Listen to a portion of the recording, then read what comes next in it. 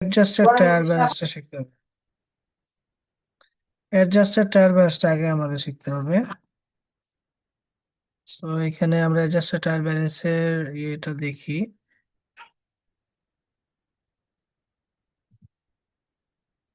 Adjusting adjusting journal entries.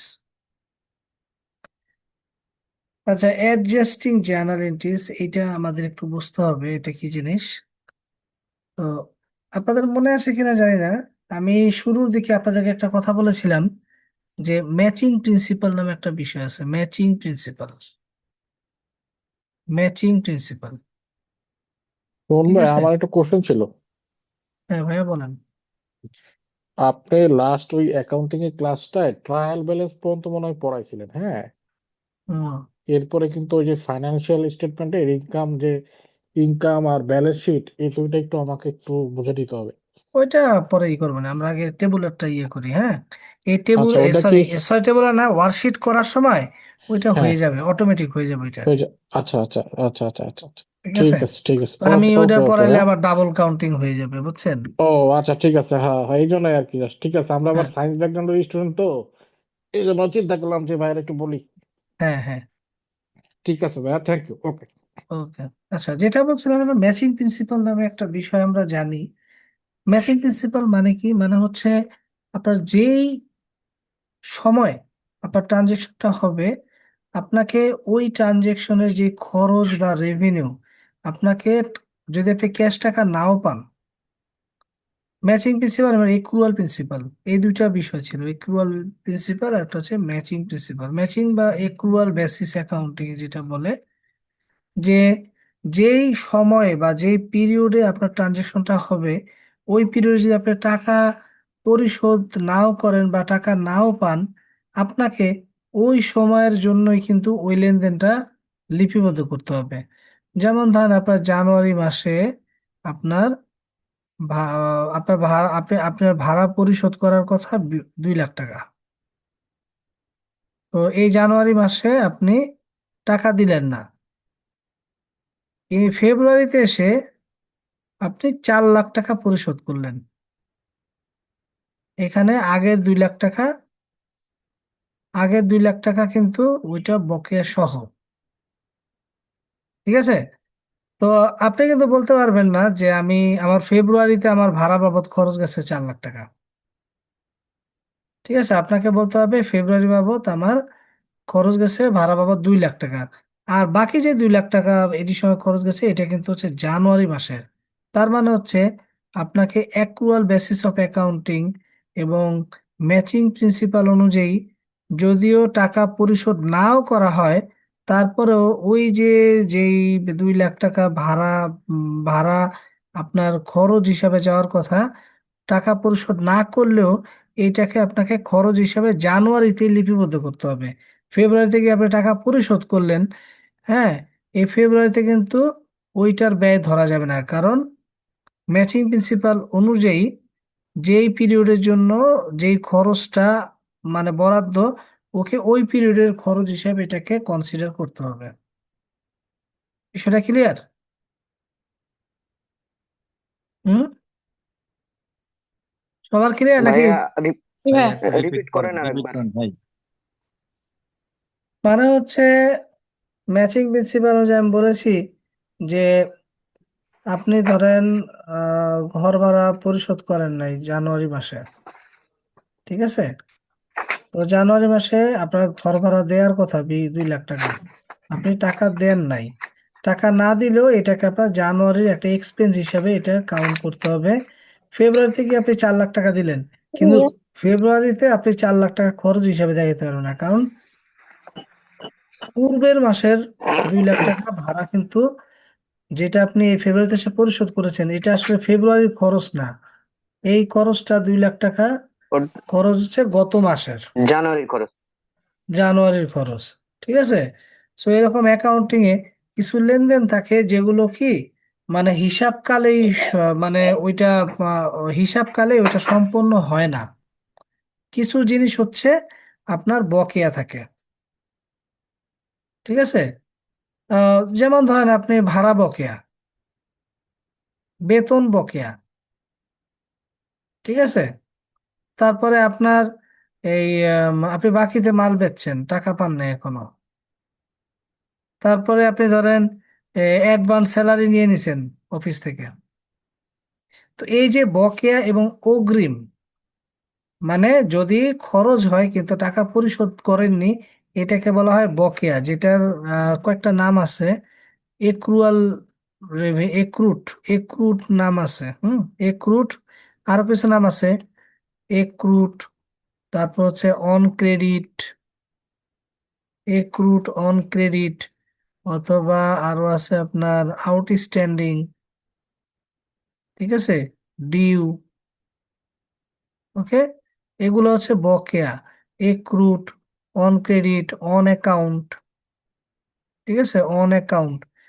এই যে বকেয়ার বিভিন্ন ধরনের নাম আছে, accrued, on credit, outstanding, due, on on account. এগুলোকে বলা হয়ে থাকে বকেয়া, মানে আপনার খরচ হয়েছে, খরচ ইনকার হয়েছে কিন্তু পেমেন্ট দেওয়া হয়নি। সেরকম খরচ ও বকেয়া থাকতে পারে। আচ্ছা, খরচ বকেয়া আমরা বলেছিলাম যে এক্সপেন্স হচ্ছে কি? এক্সপেন্স হচ্ছে ডেবিট না ক্রেডিট বলেন তো?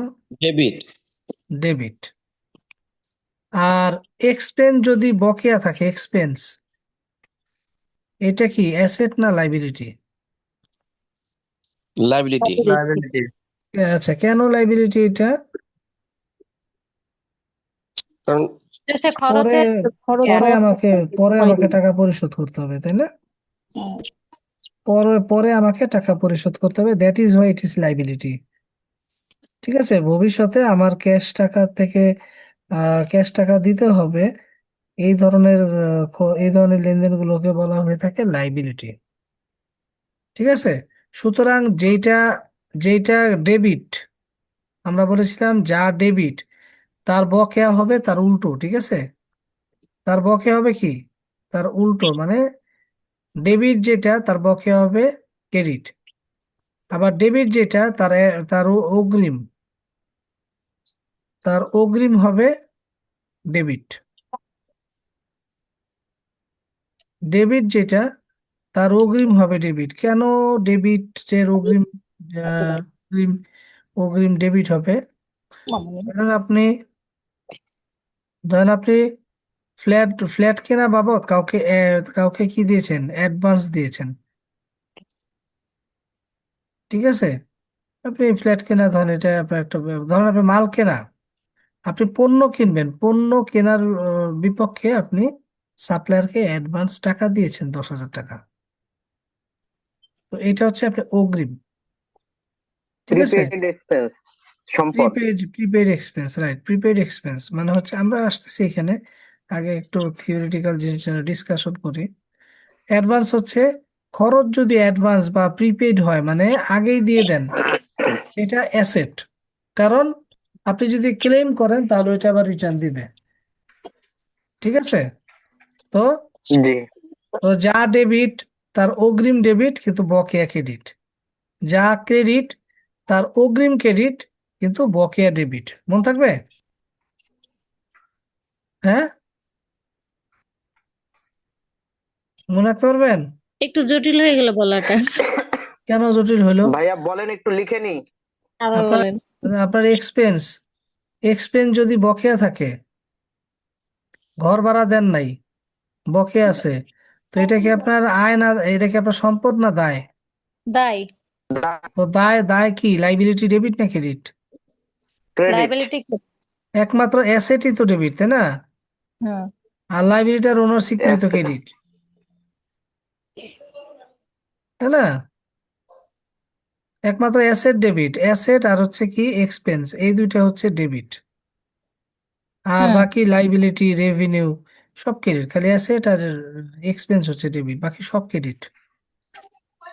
তার আবার এক্সপেন্স মানে রেন্ট হচ্ছে মানে বকেয়া আপনার হলে ব্যয়। তো ব্যয়টা যদি বকেয়া থাকে, মানে আপনি ব্যয় ব্যয় ইনকার হয়েছে কিন্তু টাকা দেন নাই, তাহলে এই টাকা তো পরে দিতে হবে, তাই না? পরে যদি দিতে হয় এটা কি লাইবিলিটি। লাইবিলিটি ঠিক অলওয়েজ আছে, ক্রেডিট। হ্যাঁ, লাইবিলিটি অলওয়েজ কি ক্রেডিট। ক্রেডিট। তারপরে আপনার এই রেন্ট যদি অগ্রিম দিয়ে দেন, অগ্রিম ভাড়া দিয়ে দিছেন, আগে 2-3 মাসের ভাড়া দিয়ে দিছেন, তাহলে এখন আপনি যখন বাসা ছেড়ে দেন, ওই অগ্রিমের টাকাটা আপনাকে রিটার্ন দিয়ে দেন না, অ্যাডভান্সের টাকাটা। জি। দোকান দোকান নিতে গেলে, ফার্মেসি দিতে গেলে, ধরেন বা কোনো দোকান দিতে গেলে ওই ল্যান্ড ওনারকে অ্যাডভান্স টাকা দিতে হয় না? ওই টাকা তো একটা সম্পদ, তাই না? আপনার একটা অ্যাসেট, আপনি যাওয়ার সময় ফেরত পাবেন। তো অগ্রিম এরকমই। ঠিক আছে, নিজেকে কোম্পানি হিসাবে চিন্তা করতে হবে এই অঙ্ক করার সময়। তো তো সিমিলারলি আপনার যদি রেভিনিউ, মানে রেভিনিউ হচ্ছে কি একটা ইনকাম, তাই না? রেভিনিউ হচ্ছে ইনকাম। সকল প্রকার আয় ডেবিট না ক্রেডিট? সকল ক্রেডিট প্রকার ক্রেডিট। আয় ক্রেডিট। ক্রেডিট। ভাই খালি অ্যাসেট আর এক্সপেন্স এই দুটোই তো ডেবিট, বাকি দুনিয়ার সবই জি। ক্রেডিট। ক্রেডিট। রেভিনিউ মানে সেলস, সেলস, বিক্রি করছেন, এটা বিক্রয়, হচ্ছে ক্রেডিট। মানে আয় ক্রেডিট। হয়েছে ঠিক আছে, ক্রেডিট। এখন ধরেন বাকিতে সেল, সেল করছেন, বাকিতে সেল, বাকিতে বিক্রি করছেন। তাহলে বাকিতে বিক্রি করলে আমরা জার্নালে কি লিখতাম? অ্যাকাউন্ট রিসিভেবল অ্যাকাউন্টস রিসিভেবল, না না না, exactly, accounts receivable. Accounts receivable কি? ডেবিট, কারণ আমার এটা asset, আয় বকেয়া হচ্ছে, আয় বকেয়া কি? সম্পদ। সম্পদ, হ্যাঁ। আয় বকেয়া সম্পদ, তো সম্পদ ডেবিট। আর সেলস রেভিনিউ ক্রেডিট, কারণ ওটা একটা সেলস আইবাচক রেভিনিউ হিসাব। ক্রেডিট। ঠিক আছে, এখন যদি সেলসের এগেনস্টে অ্যাডভান্স নিয়ে নেন, অ্যাডভান্স যদি নিয়ে নেন, অ্যাডভান্স রিসিপ্ট, ঠিক আছে, আনআউন্ড রেভিনিউ মানে রেভিনিউ আনআর্নড হওয়ার রেভিনিউ, আগেই টাকা নিয়ে নিছেন, এটা লাইবিলিটি। এটা লাইবিলিটি। পরে ফেরত চাইলে তো ক্রেডিট। দিয়ে দিতে হবে, ফেরত চাইলে তো দিয়ে দিতে হবে, তাই না? হুম। আপনি যদি অফিস থেকে অগ্রিম স্যালারি নেন, তাহলে এটা আপনার দায় না? দায় নাকি সম্পদ এটা, অগ্রিম স্যালারি? তাই। দায় দায় দায়। দায়। দায়। সো এই জিনিসগুলো আমাদেরকে কি করতে হবে, যে অ্যাডজাস্ট করতে হবে, মানে যে সমস্ত লেনদেনের টাকা পয়সা বকেয়া বা অগ্রিম আছে, এই সমস্ত বকেয়া অগ্রিমের অ্যামাউন্ট গুলো আমার নির্দিষ্ট হিসাব যারা আছে, যেমন ভাড়া, স্যালারি, ঠিক আছে, আদার যে লেনদেনগুলো আছে, ওই লেনদেনগুলোর সাথে যোগ বিয়োগ করে আমাকে অ্যাডজাস্ট করতে হবে। টাকা পাই নাই বা টাকা দেই নাই বলে যে ওই লেনদেনগুলো বাদ, বেসিস অফ অ্যাকাউন্টিং। আমরা বলছি না যে ক্যাশ বেসিস অফ অ্যাকাউন্টিং, একটা হচ্ছে এক্রুয়াল বেসিস অফ অ্যাকাউন্টিং। ক্যাশের ক্ষেত্রে এটা প্রযোজ্য যে ক্যাশ পাইলে, ক্যাশ দিলে তখনই আমি ওইটাকে হিসাবের খাতায় আনবো। কিন্তু এক্রুয়াল বেসিস অফ অ্যাকাউন্টিং, যেটার উপরেই অ্যাকাউন্টিং এর সবকিছু মানে নির্ভরশীল, তো এইখানে টাকা পরিশোধ না করলেও আমাকে খরচের সাথে ওইটাকে ওই পার্টিকুলার টাইমে অ্যাডজাস্ট করে নিতে হবে। এই জন্য এটাকে বলে অ্যাডজাস্টিং জার্নাল এন্ট্রি। ওই জার্নালের মতোই, খালি এখানে বকেয়া এবং অগ্রিম এই জিনিসগুলোকে অ্যাডজাস্ট করা হয়। যেমন আমি কয়েকটা উদাহরণ আপনাদেরকে এখানে দেখাই। যেমন দেখেন, আমরা এখানে প্রিপেইড এক্সপেন্স হিসাবে দেখাই। প্রিপেইড এক্সপেন্স মানে কি? অ্যাডভান্স পেমেন্ট, আগে দিয়ে দিছেন টাকা, তাহলে এটা কি? সম্পদ। খরচের টাকা আগেই দেয়া হয়েছে, কিন্তু খরচ এখনো হয়নি। বিষয়টা বুঝছেন? আগেই টাকা দিয়ে দিছেন, বাড়ি এলাকায় 2 মাসের ভাড়া অগ্রিম, তাহলে এটা জার্নাল কি হবে? ঠিক আছে, যেমন ধরেন এক্সাম্পলটা কি, paid 1 year insurance in advance, টাকা 12,000।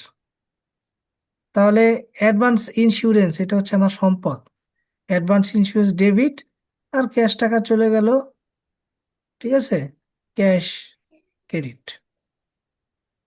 বলেন, এটা বুঝতে পারছেন?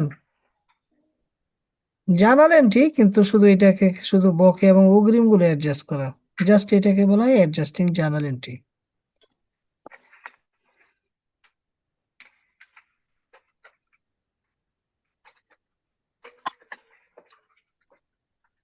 ঘরগুলো কি এরকমই হবে, মানে শখ তামিম গুলো ভাই, হুম, শখ গুলো এরকমই হবে? হ্যাঁ, দেন আমরা দেখি প্রিপেইড এক্সপেন্স।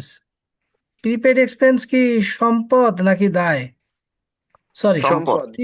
হ্যাঁ, প্রিপেইড এক্সপেন্স হচ্ছে সম্পদ।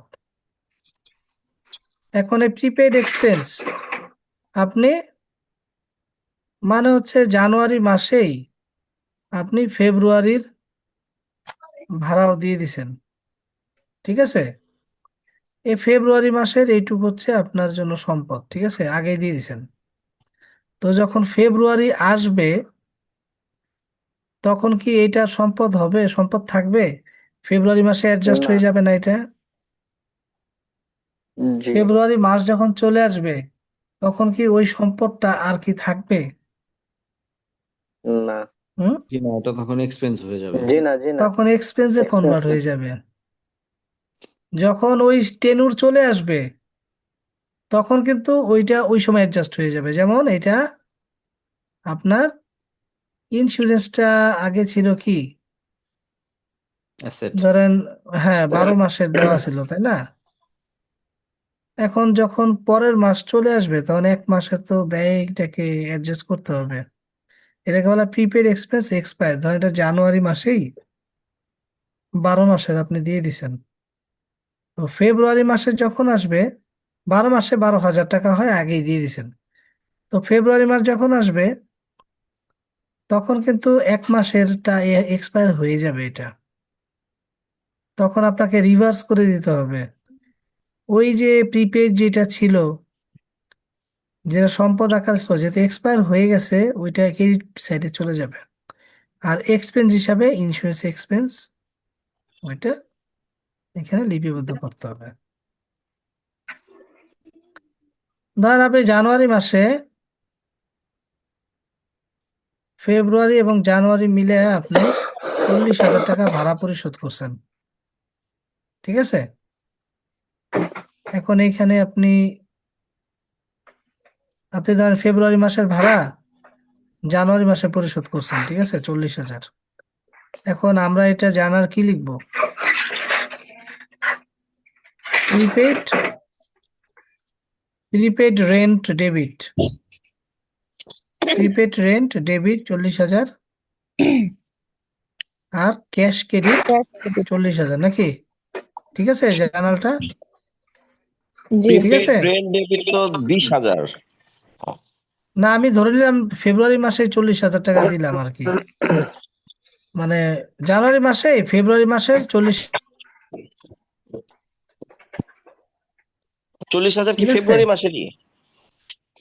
আচ্ছা আচ্ছা, আমি আচ্ছা আপনার ওটাই বলতেছি, যেহেতু একবার বলে ফেলছিলাম। জানুয়ারি মাসে এসেই প্রতি মাসের ভাড়া ধরেন 20,000 করে, তো জানুয়ারি মাসে এসে 40,000 টাকা দিলাম, ঠিক আছে?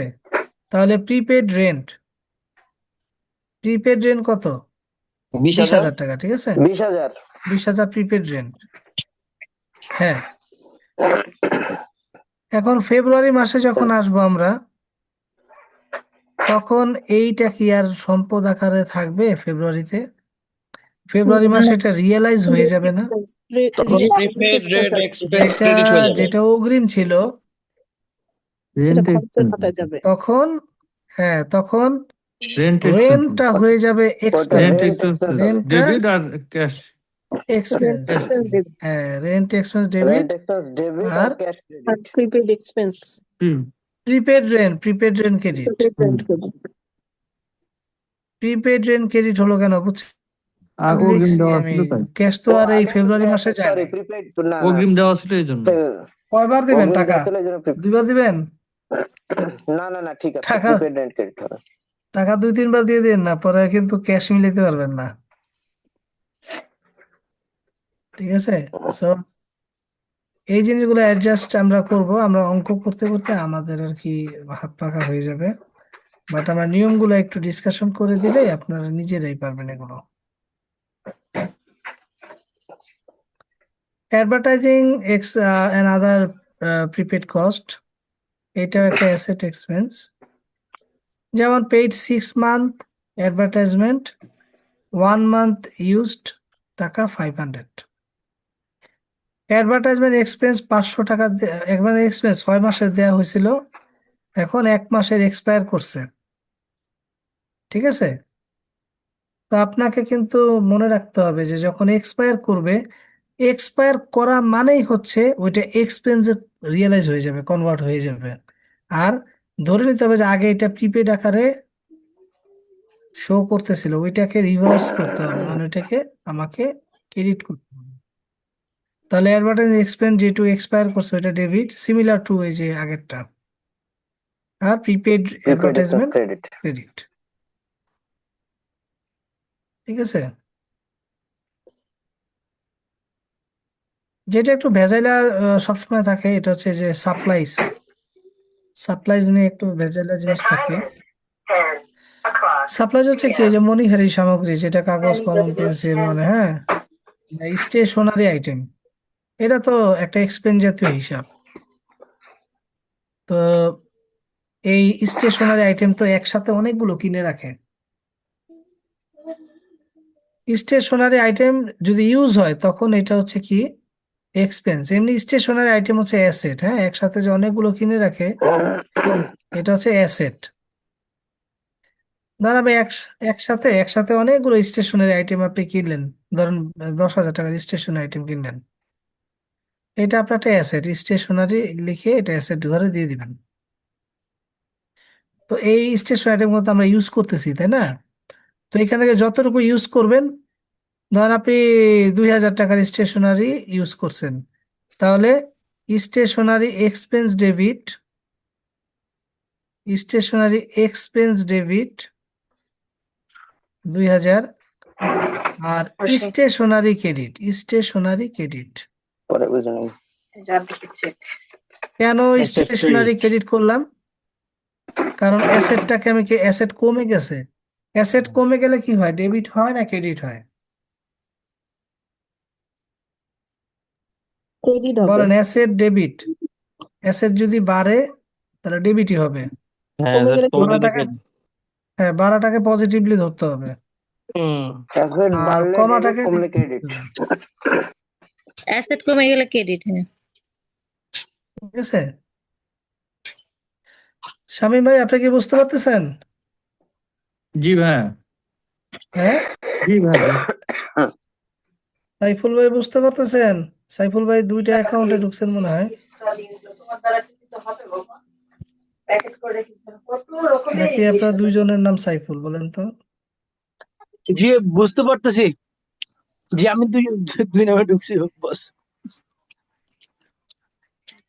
আচ্ছা, এনিওয়ে, এই যে অ্যাসেট কমে গেল, তাই না? অ্যাসেট কমে গেলে তখন এই যে 2,000 টাকা দিয়ে আমি এটাকে কমায় দিলাম, মানে আপনি অ্যাসেট 20,000 টাকা 40,000 টাকা কিনে আছে স্টেশনারি, যখন ইউজ করবেন তখন হিসাবের খাতায় এক্সপেন্স আকারে লিখবেন।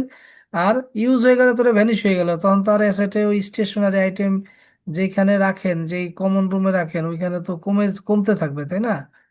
তো কমতে থাকা মানে হচ্ছে ওটা তো ওই আগের মতো অত ভ্যালু নাই, এই কারণে ক্রেডিট করে আর কি ওইটাকে কমায় দিতে হয়। এটা হচ্ছে সাপ্লাইস ইউজড। সাপ্লাইটাকে, স্টেশনারি আইটেমটাকে ইউজ করলে তখন খরচ আকারে লিখতে হবে এবং অ্যাসেট কমায় দিতে হবে।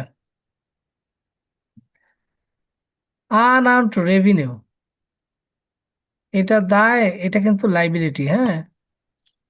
অ্যাডভান্স ইনকাম, ইনকাম হওয়ার আগে টাকা নিয়ে নিছেন, ঠিক আছে? আগে নগদ টাকা পাওয়া গেছে কিন্তু সেবা পণ্য এখনো দেওয়া হয়নি।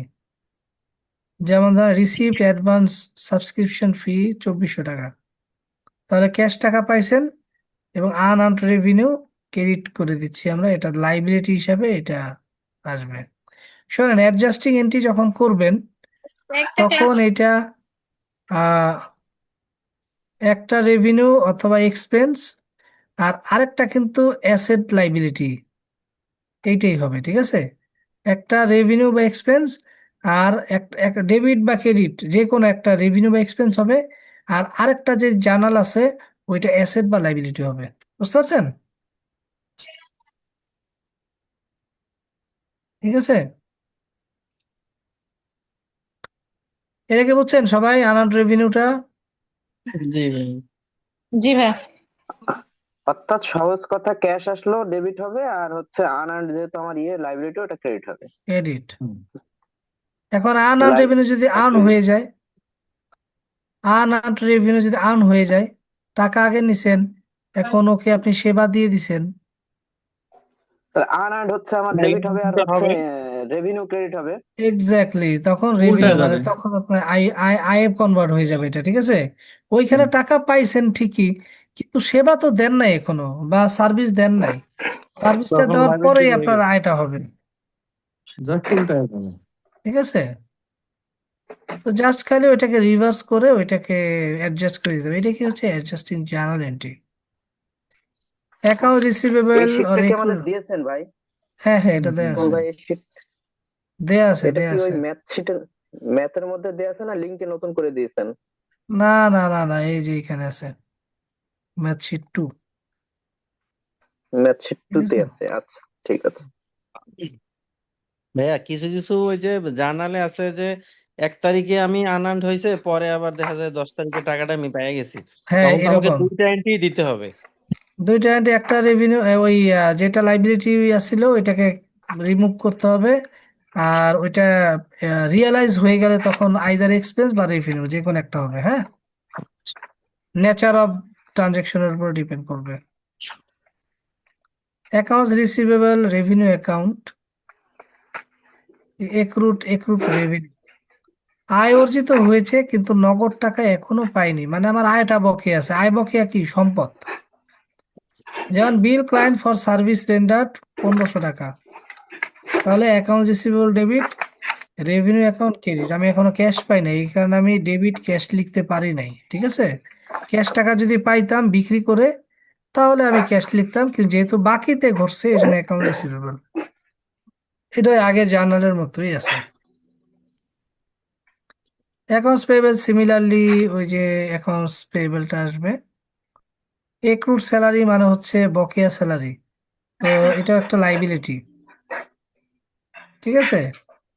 এটা এক্সপেন্সটা ডেবিট করে বাকিটা লাইবিলিটি করে দিতে হবে। আমরা ডেপ্রিসিয়েশনটা দেখি, ওগুলো আপনারা পারবেন। ডেপ্রিসিয়েশন মানে কি? অবচয়। ডেপ্রিসিয়েশন মানে হচ্ছে, অবচয়। হ্যাঁ অবশ্যই তো মানে আমরা এটা স্থায়ী সম্পদের মূল্যটা হ্রাস সম্পদের পাওয়া, স্থায়ী ব্যবহার্য সম্পদের মূল্য হ্রাস, রাইট, মূল্য হ্রাস একটা পাওয়া ফ্ল্যাট মানে। নিয়েছি সে, হ্যাঁ, বা একটা গাড়ি কেনা হয়েছে সেটা ইউজ করতেছি। হ্যাঁ, গাড়ি কিনছেন ধরেন 35 লাখ টাকা দিয়ে, তো এটা ব্যবহারজনিত মূল্য হ্রাসকে অবচয় বলে। মনে থাকবে? অবশ্যই বলা হয়। হ্যাঁ, ব্যবহারজনিত মূল্য হ্রাসকে অবচয় বলে, ঠিক আছে? সো ধরেন আপনি গাড়ি কিনছেন 35 লাখ টাকা দিয়ে, এখন গাড়িটা মার্কেটে সেল করতে গেলে 30 লাখ সেল করতে হবে, তো এই যে 5,000 টাকা, যে 5 লাখ টাকা যে ভ্যালু কমলো, এটাকে বলা হয় অবচয়। এখানে কি কোনো ক্যাশ টাকার কোনো লেনদেন হয়েছে বলেন? না। না, না। হ্যাঁ, লেনদেন এটা হয়নি। হচ্ছে একটা নন ক্যাশ আইটেম, নন ক্যাশ ট্রানজেকশন, ঠিক আছে? নন ক্যাশ ট্রানজেকশন, বা আরো নাম আছে এটার, এটাকে ইন্টারনাল ট্রানজেকশনও বলা হয়, বা অভ্যন্তরীণ ট্রানজেকশনও বলা হয়। ওকে, বাট এটা একটা এক্সপেন্স, ওই যে ভ্যালু কমে গেল, এটা আপনার একটা এক্সপেন্স। তো ডেপ্রিসিয়েশন এক্সপেন্স ডেবিট, আর ঠিক ডেপ্রিসিয়েশনের জন্য আলাদা একটা অ্যাকাউন্ট করা হয়, ঠিক আছে? Accumulate depreciation. কেন একিউমুলেটেড ডেপ্রিসিয়েশন মানে হচ্ছে পুঞ্জীভূত অবচয়। মানে এই যে অবচয় হিসাবে যেই টাকাটা আপনি ব্যয় হিসাবে কনসিডার করতেছেন, এই টাকাটা দিয়ে আরেকটা ফান্ড ক্রিয়েট করা হয়, ঠিক আছে? ইনকামের অংশগুলো এই পার্টিকুলার, ওই যে প্রভিশনের মতন একটা, তো এই পার্টিকুলার ফান্ডে আপনার এই ডেপ্রিসিয়েশন টাকাটা অ্যাড হতে থাকে প্রতি বছর, ঠিক আছে? প্রতি বছর অ্যাড হতে থাকবে, অ্যাড হয়ে হয়ে একসময় যখন জিরো হয়ে যাবে। আপনার একসময় জিরো হয়ে যাবে, ওই অ্যাসেটের ভ্যালুটা জিরো হয়ে যাবে, আর এইখানে ধরুন 35 লাখ টাকা জমবে, যাতে করে আপনি সহজে অ্যাসেটটাকে নতুন একটা অ্যাসেট দিয়ে রিপ্লেস করতে পারেন, ওইটার ওইটার আয়ুষ্কাল শেষ হয়ে পড়ে। বুঝতে পারছেন? এটাকে বলা হয় একিউমুলেটেড ডেপ্রিসিয়েশন, মানে পুঞ্জীভূত অবচয়। অবচয়ের টাকাগুলো দিয়ে একটা ফান্ড ক্রিয়েট করা হয়, ওইখানে অবচয়ের টাকাগুলো জমাইতে জমাইতে যখন ফান্ড একটা হয়ে যায়, তখন ওই অ্যাসেট যখন নষ্ট হয়ে যায় তখন এই ফান্ডের টাকা দিয়ে কি করা যায়, রিপ্লেস করা যায়। খুব ভালো না? কারণ আপনি যদি এই যে সারা বছর 10 বছর জায়গায় ইউজ করতেছেন, এখন এই 11 বছরে আইসা যদি 2 কোটি টাকা দিয়ে একটা সম্পদ কিনতে হয় কিন্তু ওইটার জন্য আগে থেকে প্রিপারেশন নেই, তাহলে আপনার প্রফিট এই মানে 11তম বছরে ড্রাস্টিক্যালি ফল করবে না, বড় একটা অ্যামাউন্ট মানে খরচ করার কারণে। এই কারণে অবচয়ের টাকাটা প্রতি বছর গ্র্যাজুয়ালি গ্র্যাজুয়ালি ফর্ম করে তারপরে হচ্ছে এটা একটা অ্যামাউন্ট আসে যেটা দিয়ে নতুন অ্যাসেট একটা পারচেস করে ওইটা রিপ্লেসমেন্টে বসানো হয়। তাতে করে কি কোন একটা পার্টিকুলার বছরে বড় অঙ্কের টাকা ব্যয় ব্যয় হয় না।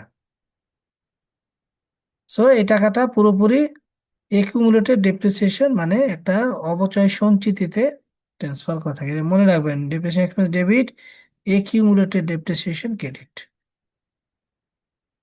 অ্যামোর্টাইজেশন সিমিলার টু, অ্যামোর্টাইজেশন হচ্ছে যেগুলো মানে অস্পর্শনীয় সম্পদ, যেগুলো সুনাম, পেটেন্ট, ট্রেডমার্ক, এগুলো ওই একই সিমিলার কনসেপ্ট। ইনভেন্টরি অ্যাডজাস্টমেন্ট, হ্যাঁ, বিক্রি বা ব্যবহারের কারণে ইনভেন্টরি হ্রাস। Sold goods from inventory 4,500। আপনি আপনার স্টকের পণ্য বিক্রি করছেন, ঠিক আছে? স্টকের পণ্য যখন বিক্রি করবেন তখন আপনার cost of goods sold debit, মানে cost of goods sold debit মানে হচ্ছে আপনার একটা ব্যয়, আর ইনভেন্টরি ক্রেডিট করা হয় কারণ আপনার মজুদ পণ্য কমে যাবে। কস্ট অফ গুডস সোল্ড হচ্ছে ডেবিট, কেন? কারণ হচ্ছে আপনার পণ্য এখান থেকে হ্রাস পাইছে, পণ্য আপনার কমে গেল মানে একটা খরচ। কস্ট বলাইতেছে কস্ট অফ গুডস সোল্ড, যেই পণ্য বিক্রি করা আছে তার উপরে আমার ব্যয়। আর ইনভেন্টরি, আমার ইনভেন্টরি হচ্ছে আমার সম্পদ মানে মজুদ পণ্য সম্পদ, ওইটা 4,500 টাকা কমে গেছে। Revenue recognition for partially completed service, আংশিক সেবা প্রদান করছেন কিন্তু নগদ টাকা এখনো পাওয়া যায়নি। যেমন committed half of contract service 1,800 টাকা। অ্যাকাউন্ট রিসিভেবল ডেবিট, রেভিনিউ কি আগের মতোই। এই যে ব্যাড ডেট, এই যে কুরিন, ঠিক আছে, ডিফল্ট হয় যে, এটা খুব ইম্পর্টেন্ট, ঠিক আছে। আদায়যোগ্য না এমন রিসিভেবল সমন্বয়, ধরেন আপনার অ্যাকাউন্টস রিসিভেবল, কুরিন সৃষ্টি হয় থেকে বলেন তো? ধারে বিক্রয় থেকে কুরিন সৃষ্টি হয়, ঠিক আছে। ধারে বিক্রি করলে আমরা ডেবিট কি করি? ধারে বিক্রি করে ডেবিট করা হয় কি কাকে? Receivable account. অ্যাকাউন্ট রিসিভেবলকে ডেবিট করা হয়, তাই না? মানে দেনাদার যার কাছে টাকা পাবেন, তো ওই বেলা যদি টাকা না দেয় আপনাকে তখন ওইটা তখনই ব্যাড ডেটস এটা হয়ে যাবে। হচ্ছে ব্যাড ডেট, সেটাকে ব্যাংকিং পরিভাষায় কি বলে? ডিফল্ট, তাই না? রিয়েল। এনপিএল আর কি। সো এনপিএল কি একটা আয় না ব্যয়? তো ব্যয়। এক্সপেন্স। Right. তখন এক্সপেন্স। এনপিএল এর মতো বড় এক্সপেন্স আর আছে ব্যাংকিং সেক্টরে বলেন? তাহলে সাম ক্লায়েন্টস আনলাইকলি টু পে 500 টাকা, কিছু ক্লায়েন্ট 500 টাকা দিবে না। তাহলে আপনি ব্যাড ডেট এক্সপেন্স ডেবিট, এটা খরচ আকারে গণ্য করলাম আমি। আর ব্যাড ডেট সাধারণত রাখা হয় কিভাবে, মানে এটা আমি নিশ্চিত না যে ও আমাকে দিবে কি দিবে না, কিন্তু আমি ওর হাব ভাব দেখে বুঝতেছি যে ও আমাকে টাকা নাও দিতে পারে। এই জন্য ব্যাংকগুলো কি করে বা প্রতিষ্ঠান কি করে, আগে থেকেই ওইটাকে খরচ আকারে, আমরা একটা কনজারভেটিভ প্রিন্সিপাল পড়ছিলাম না, সেখানে বলা ছিল কি সম্ভাব্য ক্ষতিকে ক্ষতি হিসাবে তুমি হিসাবের খাতায় লিপিবদ্ধ করে রাখো, কিন্তু সম্ভাব্য আয়কে তুমি আয়কারে গণ্য করো না। তো এই যে ব্যাড ডেট, ডাউটফুল অ্যাকাউন্ট, সন্দেহজনক হিসাব, এগুলোকে আমার খরচ আকারে আগে থেকেই মানে কনজারভেটিভ রক্ষণশীলতার নীতি অনুযায়ী আমি আগে থেকে এটাকে একটা খরচ আকারে হিসাবের খাতায় লিপিবদ্ধ করে রাখবো, ব্যাড ডেট এক্সপেন্স ডেবিট। আর ওই যে একিউমুলেটেড ডেপ্রিসিয়েশনের মতোই এগুলো তো মানে প্রভিশন, তো আলাদা একটা অ্যাকাউন্ট থাকে না প্রভিশন? ওই প্রভিশন অ্যাকাউন্টে চলে যায়, এটাকে বলা allowance for bad date account, এই যে প্রভিশনে চলে যায় আর কি। ঠিক আছে, সো এটা তো আমরা তার প্রভিশন লিখতে পারবো না, কারণ আমরা তো ব্যাংকের হিসাব করতেছি না, এখানে তো অ্যালাউন্স ফর ডাউটফুল অ্যাকাউন্ট, সন্দেহজনক লেনদেনের জন্য সঞ্চিতি রাখা হলো। ওকে, ইন্টারেস্ট আর্নড অর পেয়েবল, সুদ অর্জিত হয়েছে কিন্তু টাকা পাওয়া যায়নি, হয়তো debit, interest receivable debit, interest income credit, হ্যাঁ এভাবে করে দেওয়া হয়। এই যে আমি এখানে আপনাদেরকে 25টার মতো আহ এই যে এখানে কয়েকটা দিছি, হ্যাঁ এর মধ্যে আসবে পরীক্ষার বাইরে আসবে না, 30-40টা আছে।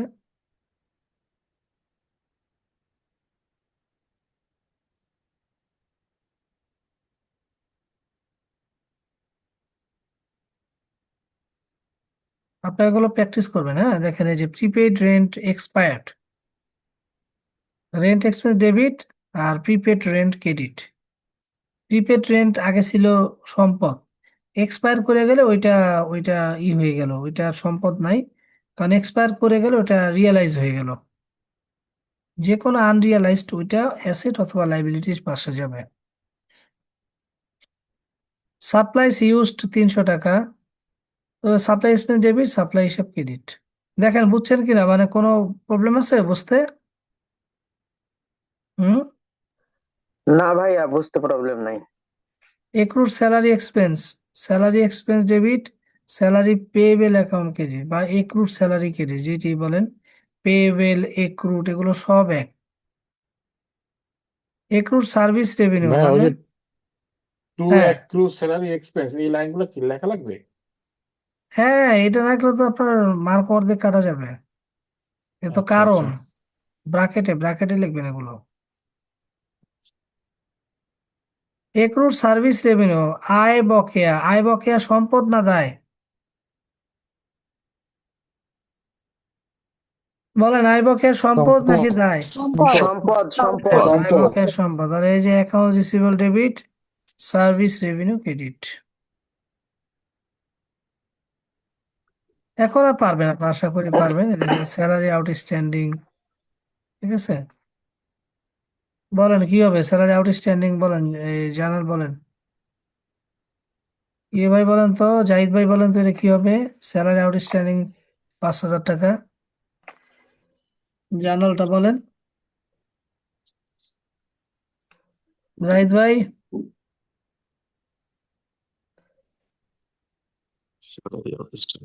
স্যালারি এক্সপেন্স ডেবিট আর salary salary payable expense credit. Debit, হ্যাঁ right. Salary expense debit, salary payable credit, payable কে অথবা payable accrued credit. Salary credit, accrued salary বা স্যালারি পেয়েবল স্যালারি, যেটা বলেন credit। হ্যাঁ ক্রেডিট।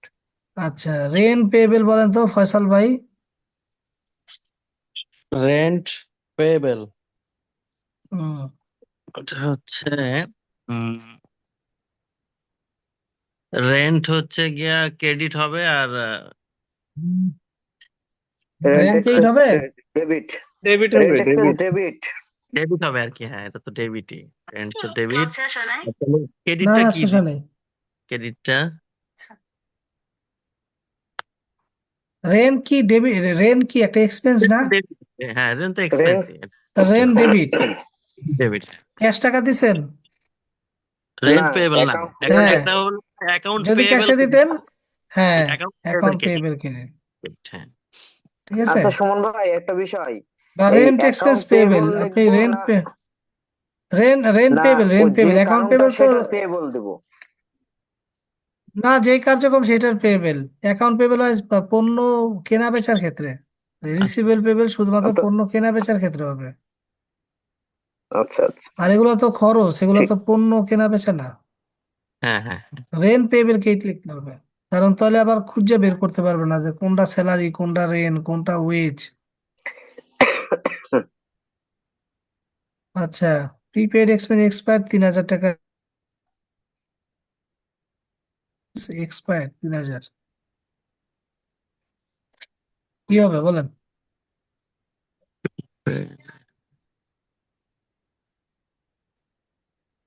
প্রিপেড ডেবিট, এক্সপেন্স হ্যাঁ insurance debit আর prepaid insurance expense debit ই- আর প্রিপেড হ্যাঁ, ইন্স্যুরেন্স এক্সপেন্স ডেবিট আর credit. Prepaid expense credit. Debit হ্যাঁ, আর হচ্ছে গিয়া এটা ক্রেডিট হবে। জাস্ট আপনি একটু ফ্ল্যাশব্যাক করেন এই জিনিসটা তার পূর্বের জাবেদায় কি হিসাবে আছে, প্রিপেইড ইন্স্যুরেন্স ডেবিট আর ক্যাশ ক্রেডিট করা ক্যাশ আছে। ক্রেডিট হবে।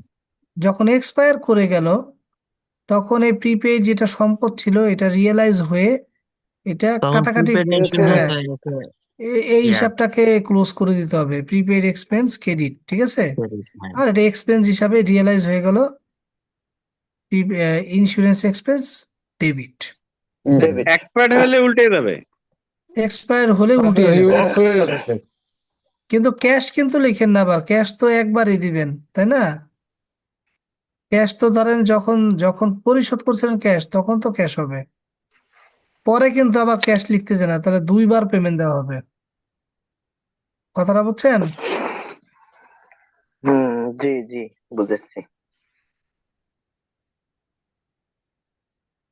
এটা কি হবে? Rent earned but not receive 12,000, এটা বলেন ফারহানা ইয়াসমিন আপা বলেন, rent earn but not received 12,000। এখানে আপনি রেন্ট পাচ্ছেন, আপনি দিচ্ছেন,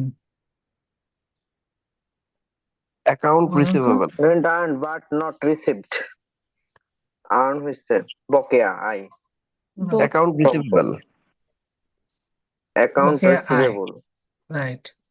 বকেয়া। রেন্ট আর্ন ডেবিট আর অ্যাকাউন্ট রেন্ট রিসিভেবল, বা rent rent rent rent receivable লিখতে হবে, receivable rent receivable debit rent receivable credit. আর রেন্ট হিসাব।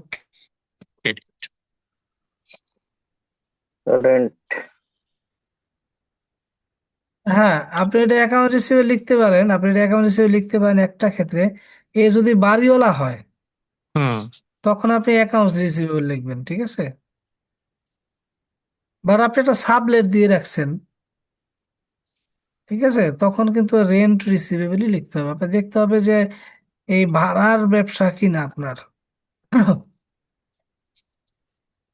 ঠিক আছে, তো আশা করি আপনারা এটা পারবেন। আপনারা এইগুলো একটু ইয়ে করেন, হ্যাঁ, অ্যাডজাস্টিং জার্নাল গুলো একটু করেন, ঠিক আছে, এগুলো একটু পড়েন, পড়ার পরে আপনাদের ফিডব্যাক গুলো জানায়েন আর কি।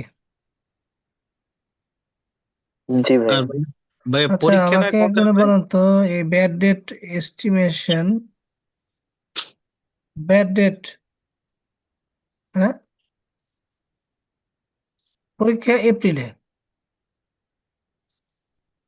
আচ্ছা, ব্যাড ডেট এস্টিমেটেড 4,000 টাকা, এটা বলেন তো, এ ভাই তৌফিক ইলাহি ভাই বলেন তো, ব্যাড ডেট এস্টিমেটেড 4,000 টাকা, এটার জাবেদা কি হবে? ব্যাড ডেট একটা খরচ নাকি খরচ। আয়? খরচ, তো ব্যাড ডেট আপনি খরচ খরচ। Bad date debit. Bad date হচ্ছে এক্সপেন্স হচ্ছে 4,000 টাকা, আর হচ্ছে অ্যাকুমুলেটেড ওই যে যেটা অ্যালাউন্স অফ হ্যাঁ হ্যাঁ, accommodate allowance of bad for bad dates, ওই প্রভিশন যেটা রাখে ওইটা আর হচ্ছে কি, ওই ক্রেডিট জায়গায় হবে। যাবে। হ্যাঁ, প্রভিশন ওটা ক্রেডিট হবে। তাহলে ব্যাড ডেটস অ্যাকুমুলেটেড অ্যাকাউন্ট ইয়া হবে, ক্রেডিট হবে, তাই তো? জি। নাসরিন আক্তার ভাই আপা বলেন তো, আনআর্নড ইনকাম অ্যাডজাস্টেড 3,000 টাকা, এটা কি হবে? Unearned income adjusted 3,000, unearned income adjusted, এটা আনআর্নড হয়েছিল আরেক জাবেদায়, এখন এটা রিয়েলাইজ হয়ে গেল, তখন জাবেদাটা কি হবে? যখন আগের জাবেদায় ছিল এটা কি ছিল? Unearned revenue, cash debit cash debit, আর ক্যাশ ডেবিট আনআর্নড। আর হচ্ছে আনআর্ন ইনকাম ক্রেডিট হবে। হ্যাঁ, এখন এক্সপায়ার অ্যাডজাস্ট হয়ে গেল, এখন কি হবে? এখন ডেবিট হয়ে যাবে আনার ইনকামটা। Unearned income debit, right. আর ক্রেডিট রেভিনিউ, হ্যাঁ, রেভিনিউ ইনকাম, সম্পদ ছিল, ঠিক ইনকাম আছে, হ্যাঁ, রেভিনিউ ইনকাম, রেভিনিউ হিসাব ক্রেডিট, ঠিক আছে। সো এই যেগুলোকে বলে অ্যাডজাস্টিং এন্ট্রি, জাস্ট খালি অ্যাডজাস্টমেন্ট করবেন, মানে যেগুলা আনঅ্যাডজাস্টেড আছে জাস্ট অ্যাডজাস্টমেন্ট করবেন। তো এইটুক পারলেই আমরা পরবর্তীতে আমাদের যে ওয়ার্কশিট আছে যেটা, এটা আমরা একটা অ্যাকাউন্টিং ক্লাস মিস গেছে না, এটা আমি এই সপ্তাহে কোন একটা ওয়ার্কিং ডেতে নিব। ঠিক আছে, সম্ভবত আমি এটা ইচ্ছা আছে আমার সোমবারে নেয়ার রাতে আমরা এই ওয়ার্কশিটটা করাবো। এই ওয়ার্কশিটের রুল এখানে দেওয়া আছে, আমরা এই ওয়ার্কশিট গুলো করাবো। সুমন ভাই সুমন ভাই, আমাদের ম্যাথ শিট 1 কি শেষ হয়ে গেছে? ম্যাথ শিট 1, হ্যাঁ শেষ তো, ওটা শেষ আমাদের। অর্থাৎ আমরা যা ম্যাথ শিট শিখেছি 1 তো তাতে এখন ম্যাথ আপনারা শিট অনেক প্র্যাকটিস সব করবেন। পারবো। হ্যাঁ হ্যাঁ, অবশ্যই পারবেন, অবশ্যই পারবেন। আপনি তাহলে প্র্যাকটিস ম্যাথ শিট করবেন এখান 1 এ থেকে, হ্যাঁ আপনার অ্যান্সার সহজ আছে। জার্নাল, টাবুলার অ্যানালাইসিস, লেজার আর ট্রায়াল ব্যালেন্স, এছাড়া আর কিছু নাই? জি, ওই যে ইনকাম স্টেটমেন্ট, এগুলো ব্যালেন্স শিট, এগুলো এগুলো আছে তো, এগুলো আছে আছে তো এগুলো কিভাবে এগুলো করব? আছে, দুই একটা আপনি অঙ্কে আছে, দেখাই দেখেন। দিবেন না? আপনি এই যে দেখাই আমরা দিবেন না ইয়েটা এগুলো? করি আগে, হ্যাঁ দেখাবো তো অবশ্যই। এই ওয়ার্কশিট যে আমরা এই যে কি বলে ওয়ার্কশিট করার সময় দেখাবো, ওটা তো সুমন ভাই আচ্ছা, শুরুতেই বললো তাহলে যে আমরা ওয়ার্কশিট করার প্র্যাকটিস সময় করব দেখাই দেবো। সময় কোনগুলো? দেখাবে। প্র্যাকটিস করব 4টা আইটেম। 4টা আইটেম, ওইখানে 4টা আইটেমই প্র্যাকটিস আছে, দেখেন ট্রায়াল ব্যালেন্স পর্যন্ত আছে অর্থাৎ শিট 1-এ। জার্নাল, ট্রায়াল শিট ব্যালেন্স, 1-এর টাবুলার ম্যাথগুলো আর আপনারা হচ্ছে লেজার প্র্যাকটিস করবেন। পোস্টিং, এই কয়টা? সুমন ভাই, জি জি, হ্যাঁ। ক্লাসটা সোমবার বাদ দিয়ে যে কোনো দিন করা যায় না? কেন, সোমবারে কি হয়েছে? সোমবার ভাই আমার একটা অপারেশন আছে। আপনার অপারেশন? জি। তাহলে তো আপনার অপারেশন করলে তো এই পুরো সপ্তাহে ক্লাস করতে পারবেন না। না, শুয়ে শুয়ে ক্লাস করা যাবে। এখন মনে করেন যে এক না, একজনের অপারেশন হবে রবিবারে, রবি সোম 2 দিন ইয়ে থাকবো আর কি। চেঞ্জ করেন, সোমবার চেঞ্জ করেন। আচ্ছা যান, মঙ্গলবারে করাবো না, ঠিক আছে। আচ্ছা আচ্ছা, ঠিক আছে। আমরা ওয়ার্কশিটটা শেষ করে দিব, হ্যাঁ তাহলে আপনার অনেকটাই আগে যাবেন। শেষ হয়ে যাবে ইনশাল্লাহ, তাড়াতাড়ি হুম, শেষ হয়ে যাবে। এখন কিছু বুঝতেছি, প্রথম তো কিছুই বুঝতাম না, এখন ভালোই বুঝতেছি। আরো সামনে গেলে আরো ভালো বুঝবেন। সো আমি সুমন ক্লোজ করে ভাই, দিচ্ছি। হ্যাঁ বলেন ভাই। 4টা আইটেম করতে পাচ্ছি, হ্যাঁ, কিন্তু সময় লাগছে, এইটা হচ্ছে বিষয়। সময় তো লাগবেই, আপনি শুরু থেকে সময় করতেছেন না। বেশি লাগে। আপনি যত প্র্যাকটিস করবেন আপনার তত মানে ইয়ে বাড়বে, স্কিলটা বাড়বে। তখন ভাই আমার সমস্যা হচ্ছে ডেবিট হবে না ক্রেডিট হবে, এটাই আইডেন্টিফাই করতে দেরি হয়ে যায়। তাহলে আরো প্র্যাকটিস করতে হবে, মাথা খাটাইতে হবে। এমনি ম্যাথ আপনি কিন্তু সবই বুঝতেছি, কোনো সমস্যা হচ্ছে না। জার্নাল শুধু গুলো হ্যাঁ, জার্নাল গুলো জার্নালটা হাতে হাতে মনে করেন যে খাতায় না করেই কিন্তু করা যায় জার্নাল টার্নাল এগুলো। খাতায় না করে আপনি নিজে নিজে পড়ে পড়ে কিন্তু অঙ্কও কিন্তু করা যায়, ঠিক আছে। জাস্ট গোটা না লিখে, ডেবিট ক্রেডিট লিখে শুধু ক্যাশ বা রেভিনিউ এইভাবে লিখলে আপনার ওই যে টাবুলার বা হচ্ছে লেজার পোস্টিং, এগুলো মানে ইজিলি করা হুম যায়। হুম, রাইট রাইট।